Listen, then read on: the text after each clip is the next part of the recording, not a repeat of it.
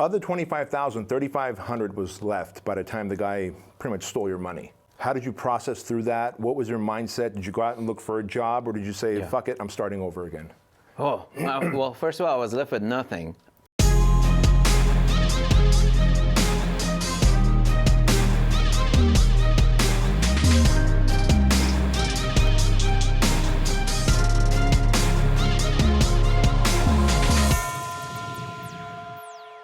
Hey friends, welcome to the Empire Show. My name is Bedros Keuilian, and this is an inside look. And today I've got a very special guest. His name is Mr. Manny Khoshbin, and he is a real estate entrepreneur. He is a collector of a very unique type of art. And like me, he is the American dream and the immigrant edge. Manny, welcome to the show. Thank you, sir. Yes, sir. Yeah. Thank you for being here. So, first of all, let's address the immigrant edge and the American dream. I mean, you've accomplished a lot of success here in the United States, and you're not from here, though. No. Where did you immigrate from? So I came from Iran at age 14. I was a skinny little boy, that escaped, that regime going to the war and all that stuff. Yeah. And my dad and my mom and 3 siblings, they decided to leave Iran 2 weeks before my 14th birthday. Because at age 14, they basically make you go to the army, and you can't really leave the country. Yeah. And so my dad, having 7 brothers, 3 of them being crippled going to the war, he decided 2 weeks before my 14th birthday that he's going to just, bolt and leave everything. So it was a sudden journey that my dad decided to take, and it's been a long journey. I'm 48 now, so. It's been, a lot of challenges throughout the years. How was that move? I'm curious, because when people, for me, it's not a big deal because that was part of our escape. We escaped communism. Yeah. But people love to hear, like, wait, you escaped a country that had a regime or had communism or had dictatorship. And so I'm curious, when you guys made the escape, did you go right to the United States, or did you go to a neighboring country and then? Yeah, we went to Turkey, and my dad was able to get a visa. So we were there, I think, 2 weeks or 3 weeks. Yeah. And then he obtained the visa, and we came straight to Orange County from LAX. And he was educated in U.S. in the 70s. He worked for oil company as a senior cost accountant. So he was sent to America to be trained and educated for the oil company. So he spoke English.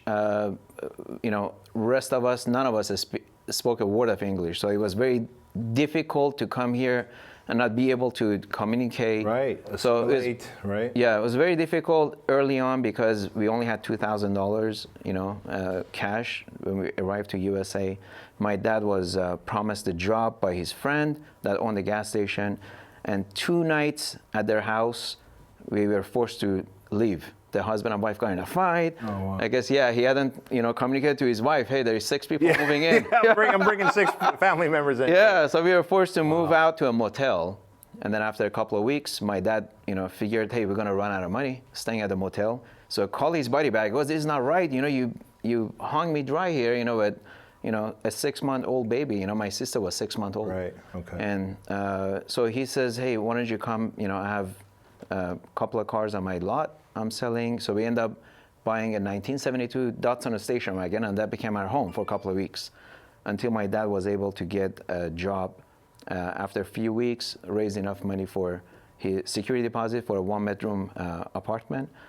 And so that first 2 months, I would say, is like very traumatic for me. Now, as a 14-year-old, I'm guessing you had friends, you had a routine, like you were at school, right? And so now all of a sudden you're in a new country where you're the stranger, you don't speak English, you don't understand the culture, you don't know how to assimilate. Was it a big shock for you? Because your 6-month-old sister, it's no big deal for her. Yeah, of course it was a big shock. Plus, I was basically carrying all the guilt because everyone's suffering because of me, right? Right. You're the reason they left. Exactly. Yeah. So I think that really was like built my personality. I had to grow to be a man, in rather quickly, and then try to, reach that financial independence to get my parents, from that financial suffering. Sure. So that became my motivation, I think my drive, early on. And, I had to do what I had to do. I couldn't speak English, but I was trying to help out my dad, make money, so. my first job was dumpster diving. You know? Okay, all right. We've got a lot in common, don't we? Yeah, all right. So, you know, every time I took the trash out, I saw people left stuff outside the dumpster, and I couldn't understand why. Hey, there's a toaster, you know, a dining set, a chair. I'm like, hey, that stuff is still good. You know, it's not broken. So I would haul them back to my patio of the apartment. And then after, you know, a few months, we had a whole bunch of stuff stacked up in the patio. And across from our apartment, there was Orange Coast College, which had swap meets on the weekends. Yeah. And me and my mom used to walk over there and buy used stuff, you know, for the apartment. So we decided, hey, you know, why don't we get a couple of spaces and sell the stuff we've been piling up in the patio, you know? So that was my first job, you know, selling used stuff at the swap meet. Yeah, I mean, that is straight up entrepreneurship, 101. Yeah, you know, it's like desperation, you know. It cost you nothing, Yep. and now you're going to make something out of it. Exactly. Right? It cost you time, but I mean, Yeah. you had all the time in the world when we're kids, right? Exactly, and also it taught me to negotiate, you know. I price everything a little bit higher, and then people always bargain, you know, at the swap meet. For 2 years I did that, and then I was having 3 hours of ESL classes in high school. You can tell he didn't do much. I've heard, I don't know if this is true, but I've heard that if you come to a country before the age of 9, you lose your accent. If you come after the age of 9, you have an accent. My brother's 14 years older than me. He's got a very heavy Armenian accent. Yeah. Oh, thank you. That makes me feel better. Oh, yeah. Thank You're you. fine. Yeah, you're fine. Trust me. So at 16, I was legally able to work, and I applied for a job at Kmart, and I was clerk 407. I was a clerk to clean the bathrooms, a stockroom, mop the floors, collect all the shopping carts in the parking lot, and I did that for about a year. I got promoted to a assistant sporting goods manager. But all along, my dream, my vision was, you know, to become a multimillionaire. Sure. You know, and now, so were you communicating this to your mom and dad? Like, hey guys, I'm going to become a multimillionaire. I'm going to show you that, you know, we can do this. Like, were you communicating, or would you they knew from my efforts, you know, that I was striving to like better myself financially. Yeah. I mean, they could tell. I was like always like a sponge, always looking for better opportunity. If I saw one guy selling used cars and making money, I would start getting an auto trader, look for used cars, you know. So I done so many different trades, from being a mechanic, going to people's home to change their oil on their car, brake pads, anything. Every time I ran into somebody that was making more money than me, I copied them. Yeah, you know? You model success. One of the biggest key factors you're going to hear over and over again from all of our guests on the Empire Show is that success leaves clues. And if you can model success, you can time collapse and get faster results in shorter amount of time with least amount of stress, anxiety, and overwhelm. And so that's exactly, you saw someone, hey, this guy's got selling used cars. He's maybe improving it a little bit and selling it, flipping it. I think I can figure that out. Exactly. Model success. I love that. Now, at what point, because I imagine your dad being U.S. educated. Yes. And he worked for the oil and gas industry, you said? Yes, oil company. Oil company. Yeah. So, I mean, he had a job. He had a career. Correct, yeah. He might have been pushing you towards that direction. How do you even, I'm guessing, I don't know. Was he? Yeah, well, most Middle Eastern parents, they want you to become a doctor, lawyer. Or lawyer. Yeah. So I know that. To make them happy, I did do 2 weeks of college. Okay. And then I dropped out. That didn't work out, huh? Yeah, I wore a suit with I wore a brand new briefcase. No shit. Pencils, pens, calculator, everything. I sat there and everyone's farting around. I'm like, what is this? I thought everyone's here to like get educated, make lots of money. So I realized, okay, the whole schooling system that I had in my mind is really not what it is, you know? Yeah. And, you know, I went back to the basics, you know, which is being an entrepreneur. Yeah. And I got into, I've done a lot of other things in between. I had my own business when I was 18. Right out of Kmart, I was always getting the Sunday paper looking for help wanted section, business opportunities, even when I was in Kmart. And I found this company that's selling multi-level marketing, door-to-door sales, WWI, so I called them. It said earn 500. At the time, I was earning $3.15 an hour, a little over $100 a week. So I'm like, wow, that's 5 times more than I'm making. So I quit Kmart. I went and worked for that company, and within 4 to 5 months, I was one of their top salespeople, selling nuts. And you had no sales experience previous to that, other than the swap meet. Swap meet, right? yes, yeah. Okay. And so I did that, and then one night, me and my dad are shopping at Price Club. Back then wasn't Costco, it was Price Club. And I did a quick math on the nuts and cashews and trail mix. And I'm like, wait, they're selling these for $3 a pound. This company is selling it to me for double. So I told my dad, so why don't I already have my customers. I have all my roots that I sell. Why don't I just buy the nuts from Price Club and bag them and sell them myself? So I opened the Yellow Pages, looked for polyester bags where I can buy sealant. So I found a place in Santa Ana. I went there the next day with my dad. I bought some polyester bags and went to Price Club, bought a pallet of nuts. Yeah. And so that was my first business. I was 18. I was still in last year of high school. And that turned out to be, a great experience for me. I was making $4,000 or $5,000 a month. I used to go to payphones, put those tear-off sheets, earn $500 a week. I did the same ad I saw in newspaper. I put it on the phones. Yeah. So now you're recruiting people. I'm modeling again. Yeah. Yeah. So I did that. I had 4 employees. 6 months, I had like $25,000 saved. What stopped that business was the customer one day I sold nuts to at a restaurant while I was waiting for my hamburger turned out to be a health inspector. Orange County Health Department. Yeah. So the next morning, 7 a.m., he's at my door. He goes, hey, I went back to my office. I didn't find you on file. I'm like, what file? He's like, you have to have a health permit. I'm not a criminal. What file? I was like, I'm like, for what? He goes, every time you repackage food for resale, you gotta have permit.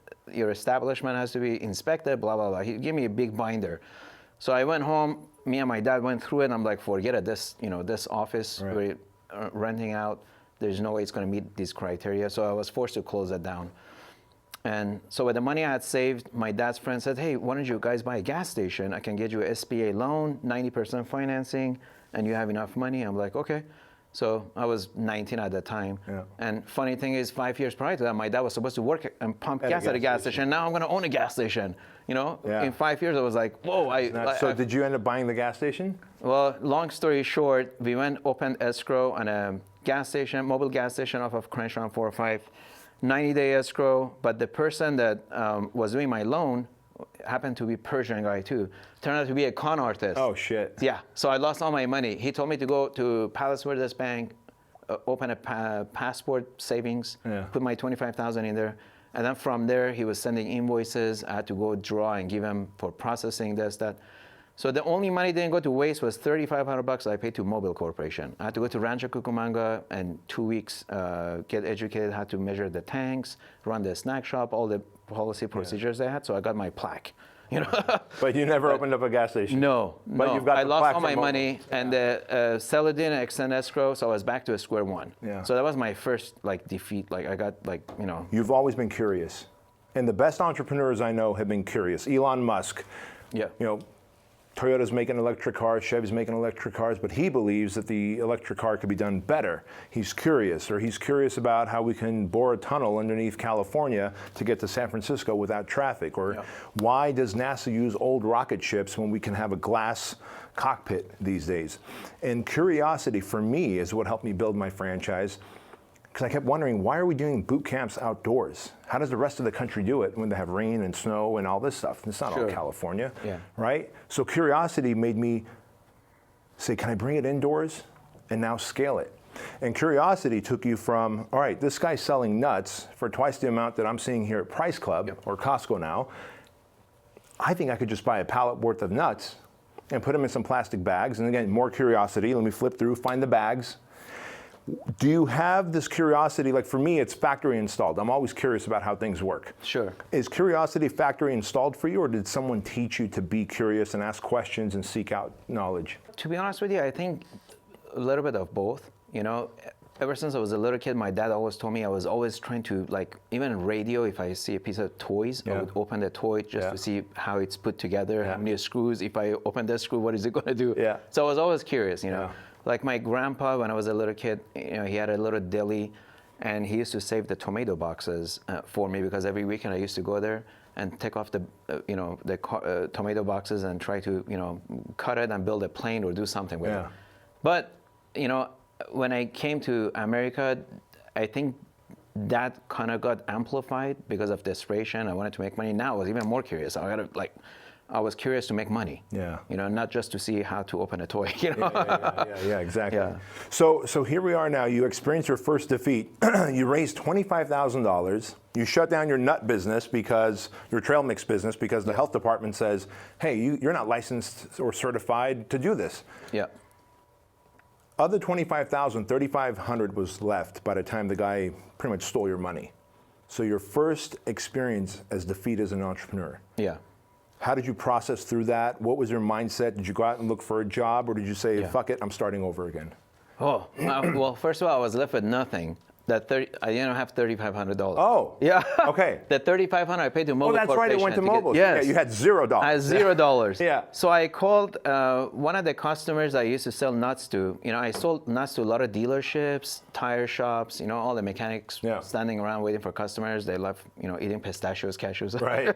And then of course the secretaries in all the auto centers, they love jujubes, trail mix, all the candies I used to sell. Yeah. So long story short, I called. I love that he could just rattle them off. He can just rattle off the jujubes and candies and gummy bears. Yeah. So I called Ruben Padilla, worked at Winston Tires, and he used to buy a whole bunch of cashews from me, like 10 bags every time I went. He was one of my best customers. Yeah. And he liked me. You know, we always chatted about life every time I stopped by to sell him nuts.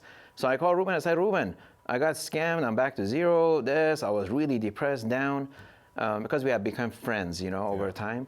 He goes, why don't you come over here? I love your personality, your energy, you know, you put in 200% at everything you do, and why don't you come and work with me here as an assistant manager? So he hired me on the spot. I drove to Montebello for a year, worked at Winston Tires with Ruben, so then saved some money again. And then again, I knew that's a stepping stone. I don't want to be working at a tire shop. Now, he owned that business, right? No, he was a manager. He was a manager. Yeah, Winston Tire, Sam Winston owned, I think, 171 tire stores. Gotcha. And then he passed away, and then I think Tire America or some other big tire company bought it. Bought him out. But long story short, after that, I was always looking around to see who's doing good. I saw this guy driving a Porsche Cabriolet. I said, hey, what are you doing? Because I own a mortgage company. I'm like, really? Like what? What are you doing? So I became friends with him, and he loved my personality. He goes, why don't you come and, you know, process loans for me? You seem like very sharp, and I like how you dress, and you're very high energy. I'm like, all right. So I worked for his company for 4 months, and I was processing loans faster than anybody. I put in 200%. And the auction company that used to work with this guy as a primary lender for the auction company, they loved me coming to the auction sites because I was processing everybody's loan quicker, pre-qualing them. Yeah. So long story short, after 6 months, I quit. I found a broker to open my own mortgage company because I wanted to make the big money. Yeah. And the auction company... Which again, modeling success. Yeah. So the auction company dropped that company and took my mortgage company as a primary lender because they loved how I was processing. Yeah. So 93 to 94, I made $290,000. And that was like, wow, that's like, I felt like Al Pacino. Yeah, you know, I made a big... I'm a baller now. Yeah. So smoking cigars, right. I got a Mercedes, wearing Valentino suits. Yeah. So, and then rates went up, economy improved, so the auction company didn't really do much activity because developers didn't. But now, I got to ask you a question though. Previous to getting into that mortgage world, you had no experience in it. No. I mean, you were in a tire shop, and previous to that, you were selling nuts. Yeah. Right? And previous to that, you tried to open a gas station. How did you learn the mortgage business so quickly? Because then I see the pattern now, and then you're going to go into obviously entrepreneurship and real estate. Again, curiosity. You know, so you may get a job as a loan processor in a loan company. You may just put yourself in a box and just do what you're supposed to do. That wasn't me. I was looking at the boss, the guy that was negotiating with the lenders, and then how he was quoting rates to borrowers, and how he was getting borrowers and business and advertising in which publications to get business. So while I was doing loan processing, I was actually absorbing how he's running his business. So effectively, you were on the job mentorship. Yes. You were being mentored. Exactly. Learning. And anyone can. If you want to be like someone, so if I want to go into let's say real estate entrepreneurship, I might come work for you and help you make money. But in the process of making you money, I'm also time collapsing and learning what to do right, what not to do wrong. Exactly. Right? Yeah, that's brilliant. That's brilliant. And that's so for those of you, by the way, who always send me DMs or send Craig Ballantyne DMs and go, hey, I don't have money, otherwise I'd get coaching or mentorship or whatever. Guess what? Go find a career in a sales organization, whether it's mortgage or nuts or franchise sales or whatever, and watch the badasses around you, whether it's the CEO or the top sales guy, and look how quickly you'll grow and become an entrepreneur. You'll get paid to get mentored. Exactly. Yeah, which is brilliant. I love that. So now we're going to fast forward a bit into your life. But at what point do you get into commercial real estate? Like, how do you go there? Commercial real estate, interesting. So 94, when Greenspan took the rates up, we had switched from auction company to a lot of refinances because rates had gone down in the recession in the mid-90s. Yeah. But then rates went up 50 basis point in April, I think, 1994. And we had like 90 files in refinances, and we were floating the rates because we wanted to lock them on a shorter term. What does floating the rates mean? Floating means, so you take a loan app, I quote you 6% interest rate, but I don't lock it. I can float it and then wait until I'm ready to lock it to get loan docs. So instead of a 30-day lock, I do a 12-day lock or a 10-day lock. Now I get bigger rebate, bigger commission. So I got greedy, in other words. Got it. Got it. So rates went up, and then essentially all those 80, 90 loans went dead. Yeah. And then I had a partner, which was a broker at the time for my mortgage company, and we decided, well, we got to close down. We got all this overhead and no money coming in. So at the time, I had $150,000 saved in 94. And then we said, what are we going to do? I was again looking at another opportunity. I saw 99 cent only opening up everywhere. Yeah. And I'm like, hey, why don't we do 79 cents plus, 20 cents cheaper. Right. It's a teaser product. People come in for 79 cents, but it's plus, you sell other dollar items. Yeah. So we opened the 8,000 square feet store in Santa Ana in 94, and it did great. And we opened the second one in Garden Grove. And then year 2, we were making $30,000 a month each. It was like, again, another Al Pacino moment, right? Yeah, right. Then more suits, more Valentino suits, more Then cigars. I went and bought a $95,000 Mercedes, Good for you. in 94, 500 SL back then was like a big dog car, Yeah. I bought a house, I bought a LS400 Lexus. I had 3 cars in my collection in 94. I was 23 years old. And then Food for Less came and opened right next to me, to my first store. And right on their grand opening weekend, our sales went 50% down. And that was like, whoa, it's, maybe it's just the grand opening weekend. Right. Next weekend, same thing. So eventually, after 2 years, a year and a half or so, my partner says, hey, not only we're not taking out $30,000 a month, now we got to put money back in the business. We're losing money.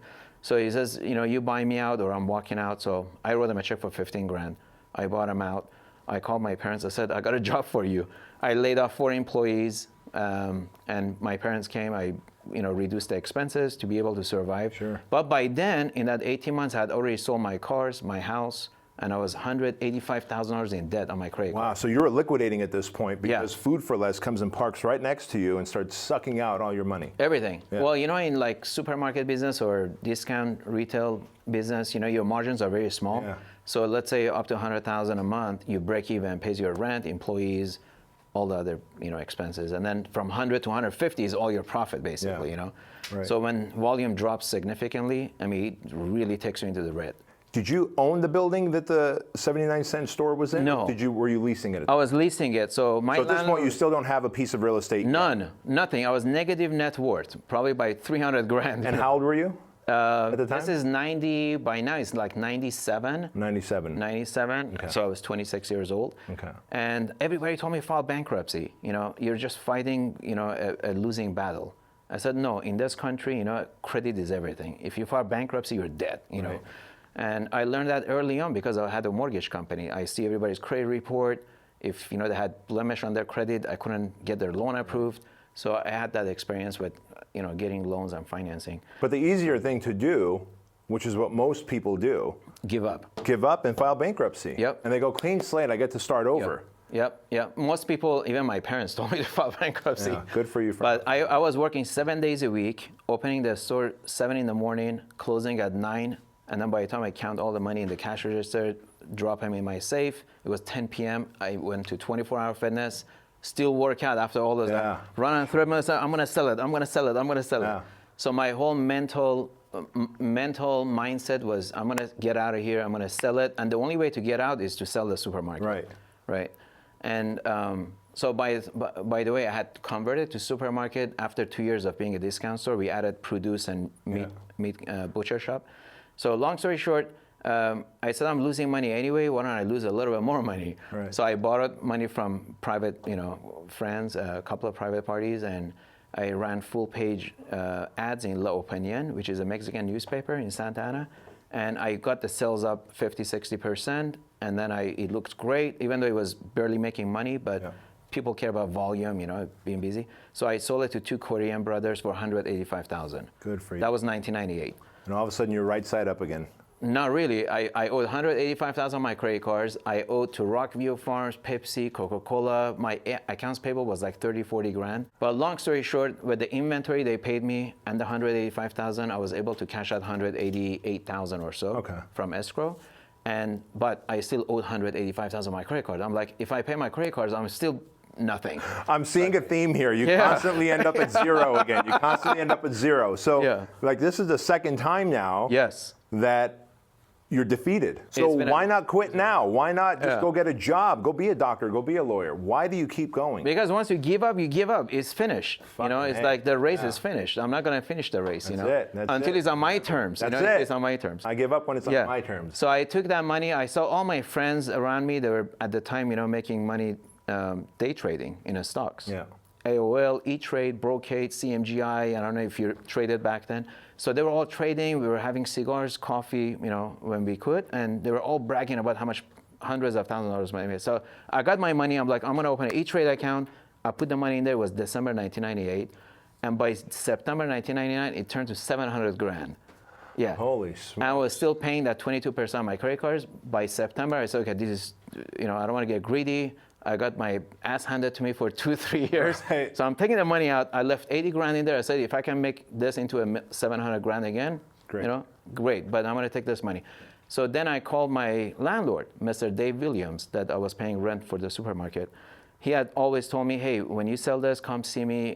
Why don't you invest in real estate? You put all this energy 7 days a week, and you remind me of myself when I came here in the 1950s.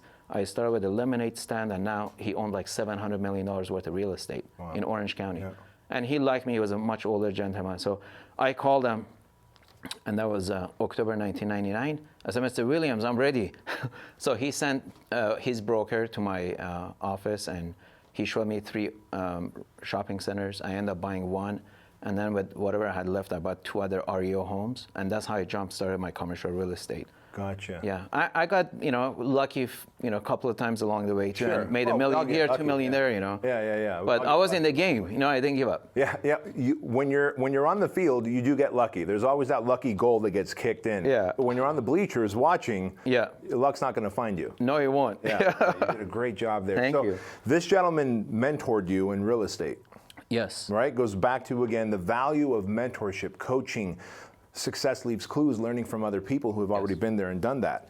And he said, hey, look, this is the broker you want to talk to. I'm guessing, he showed you 3 really good quality properties. Yeah, he said these are properties he would buy. Perfect. So now you're buying with confidence. Yep. Right? That's the value of coaching and mentorship is huge. So at that point you decide, okay, this is it. This is my path, the real estate, commercial, and you go all in? I tried other businesses along the way, but I always found my, my backbone being real estate. Gotcha. Because real estate's like dirt. Put some dirt in your pocket, come back 100 years, still there. Yep. But other businesses, trends change. Look at Amazon, changing the entire landscape of retail. And now WeWork changing the entire landscape of office, how you rent office. Yep. So some trends change, but real estate really doesn't change. God's not making any more of it. Dirt is dirt. But There's only dirt so is dirt. much. So if you buy at the right location and you buy at the right time, 99% of the time, a successful real estate deal is timing. How do I know when the timing is right to buy real estate? Because you said a lot of it is timing. Yes, when it's on sale. So when I say when do on I know sale, it's on sale? Well, recession, right through the recession, you don't want to buy in the recession. It's like, catching a falling knife. Yeah. Because if you bought it in 2008, by 2010, 11, it bottomed out, and then we went through the recovery. So you always want to buy through the recovery. That's on the way up.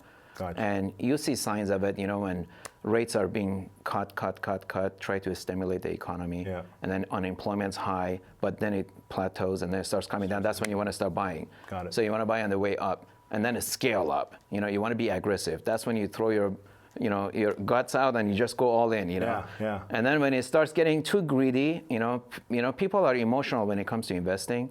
So they're often not, they get greedy. They don't want to sell. They keep thinking it's going to go higher. And then when it's going down, they don't want to lose money. They hang on until they can't, and they lose everything. So to that point, let me ask you a question then. Looking at greed for a moment, was your wealth created by buying, holding, and selling, or buying, renting, and cash flow?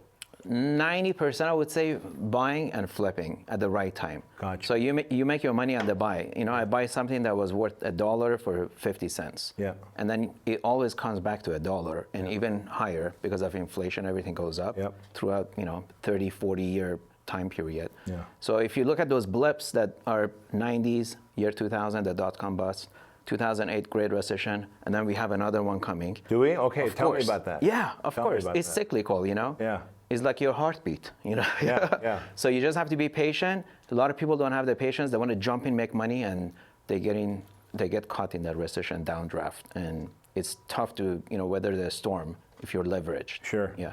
So why are you more attracted to commercial real estate than, let's say, housing or apartments, like multi-unit? Well, commercial gives you flexibility to be involved as an entrepreneur. So, for example, you buy an office building like yours. Yeah. Look what you done to it. Inside, remodeled it, you mold it, you get your own, style touch into it, we put into it. And a residential, if you buy something in a tract housing, there's not much you can do to it. You can change the exterior, you can paint it pink. Right. There's not much you can do. There's not much you can do, and it's very limited because it's kind of like you buying a small little boat on the sea, and it rises with the level of the sea. But if you build something going vertical in the middle of the sea, you can go as high as you want, right? So it's kind of that terminology. Now, you live in Newport Beach, beautiful home. Yeah. Thank you. And let's talk about your unique art collection that you have. Yeah. That has really been funded by being a real estate entrepreneur. Yes. Right? Yes. And we saw the hints of it, the gas station, the used car, then you make some money, you buy the Mercedes, and then the Lexus. But today you've got a very unique stable of cars, some of them one-off. Yes. How do you even decide that I'm going to buy this many cars and they're going to be unique art forms and I'm going to do, how do you get into that? Well, I had a love for cars, obviously from my early 90s when I bought the 500 SL. But I always told myself I want to buy cars when I can use the cash from my cash flow and buy them, not spend from my capital or principal, right? Yeah. So once I I got my dream home, I got married, I got 2 kids, and now I have excess cash. And it's not time to buy real estate. For the past 2 years, it's been topping out. So I said, okay, why don't I have all this, why don't I buy what I enjoy, my passion. So I've been strategic with buying cars, super rare cars. Super rare is an understatement. We're talking some are very uniquely made just for you, one-off made for you. Yeah. That doesn't get any more super rare than that. Yeah, it's kind of like a project. It's kind of like, building your commercial real estate building from ground up. Yeah. Because you get to choose the fabric, the paint, the different design of the seats. Did you ever think you would be at this point where you're doing this and you're hanging out with the CEO of McLaren? And did you ever think that's where I'm going to be? No, that I never imagined in my wildest dreams that I'm going to be, meeting with director of Hermes in Paris, designing a one-off Bugatti. So it's a blessing. But I'm using that as kind of an investment and passion also, because I'm strategic with what I buy. I don't go out and buy a Ferrari GTO for $38 million because very likely that's going to tank when the economy turns around. Sure. But I'm buying things that I know I can profit from if I need the money. So even then, even now, even though you have a passion and a love for cars, you have enough discipline to say, I'm not going to buy the Ferrari GTO because when the economy tanks, not if, when, that car is going to be on wholesale. Exactly. Whereas these unique one-offs are likely going to get bought up if you want to sell them to moguls that own whatever, half of China or whatever. Yeah, I like to think of the cars I'm investing in as like Rolex on your wrist, you know?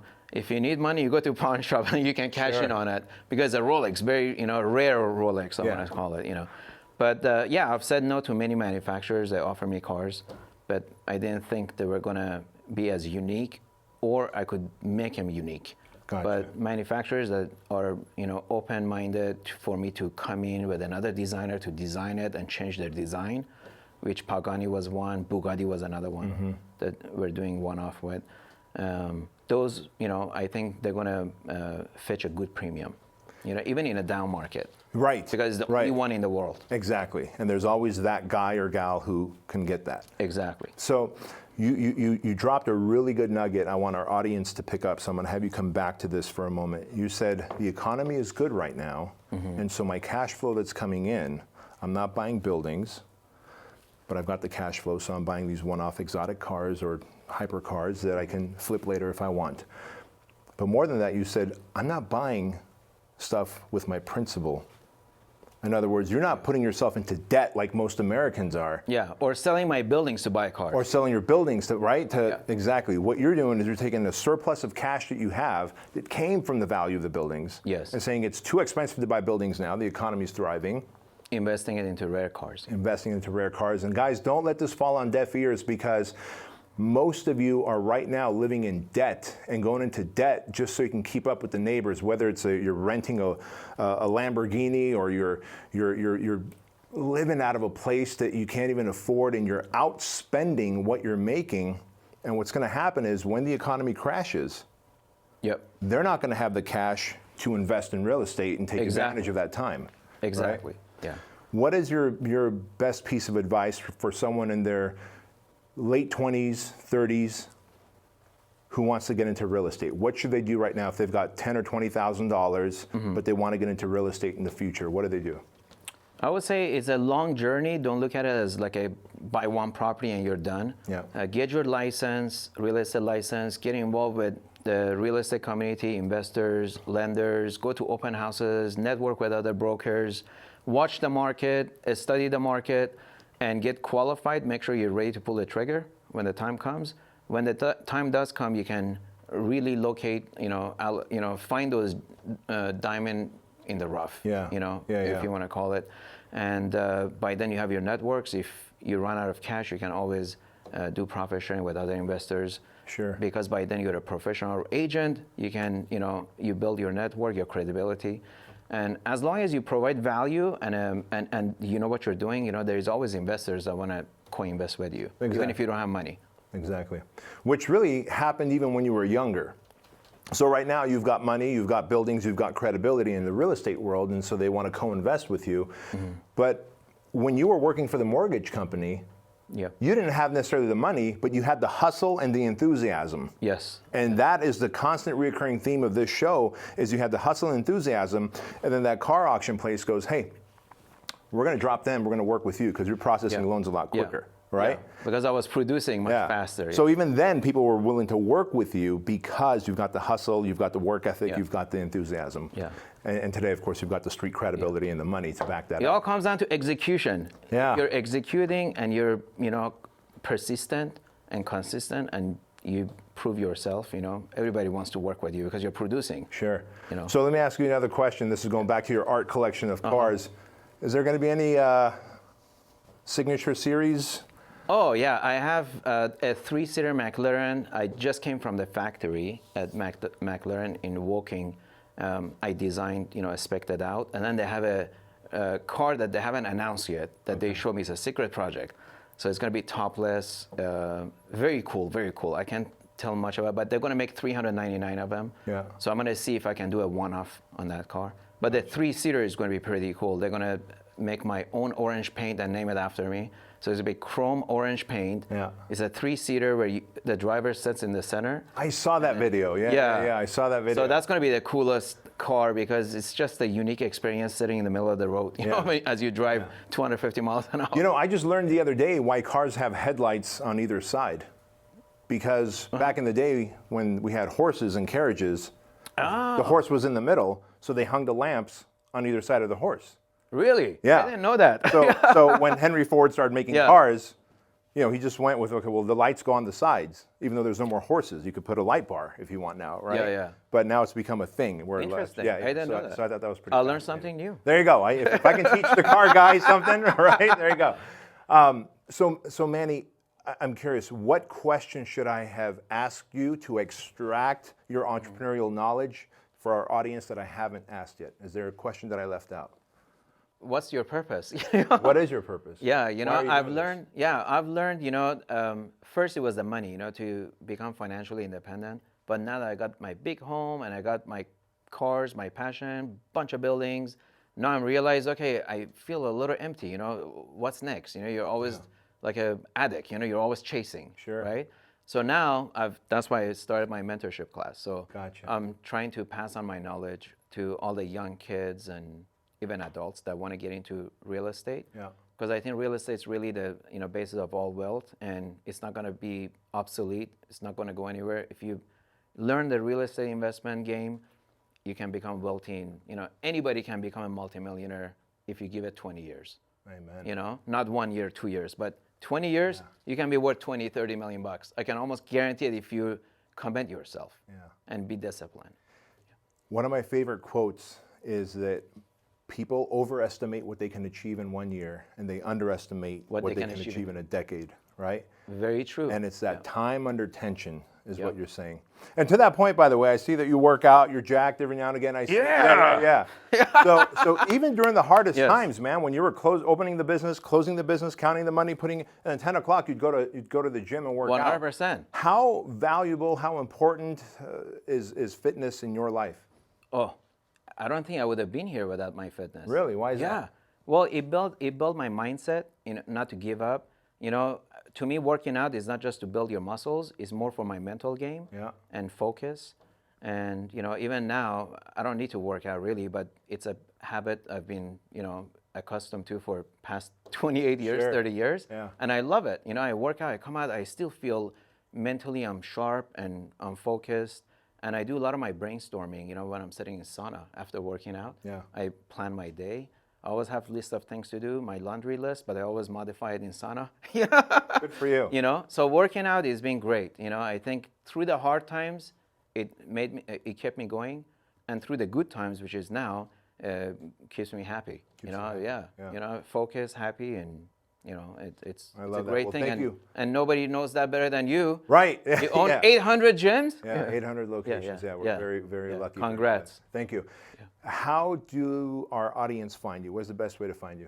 So my website is mannykhoshbin.com, my name. Yep. And I'm revamping my mentorship classes online. It's a subscription model. I'm building the curriculum right now. And just mannykhoshbin.com. Easy enough. Yeah. Well, Manny, thank you so much for coming on the show. Yeah, my pleasure. My pleasure. Appreciate you. And folks, thank you so much for watching and listening to this episode of The Empire Show, an inside look.